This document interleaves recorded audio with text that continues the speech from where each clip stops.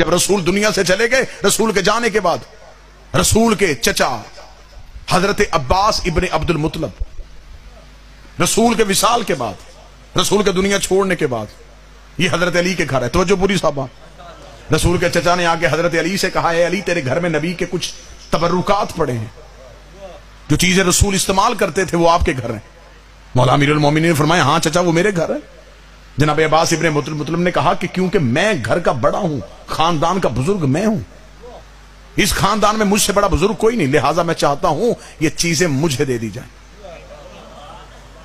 اب آپ توجہ فرمائیں گے تو میں یہ جملہ آپ کے سامنے، یہ جتنے بھی تبرکات آپ کے گھر پڑے ہیں یہ تبرکات مجھے دے دیں. مولا علی مسکرائے اور مسکرا کے فرمایا چچا عباس بیٹھیے. جناب عباس ابن عبد المطلب بیٹھے، مولا علی کمرے کے اندر گئے، تبرکات والا صندوق لائے، لا کے رکھا. جہاں پہ جناب عباس ابن عبد المطلب بیٹھے تھے، مولا علی نے ان کے امامہ اتارا، رسول کا امامہ ان کے سر پہ رکھا، رسول کی عبا ان کے کاندھے پہ ڈالی، رسول کی چادر ان کے دوش پہ دی، رسول کی نالین ان کے سامنے رکھی، رسول کا عصا ان کے ہاتھ میں دیا. دے کے مولا علی کی آواز ہے چچا عباس اٹھیے. اٹھ کے کھڑے ہوں. کتابیں کہتی ہیں کہ حضرت عباس نے ضعیفی میں جوانی کا زور لگایا لیکن اپنی جگہ سے ایک انچ بھی نہ ہل سکے.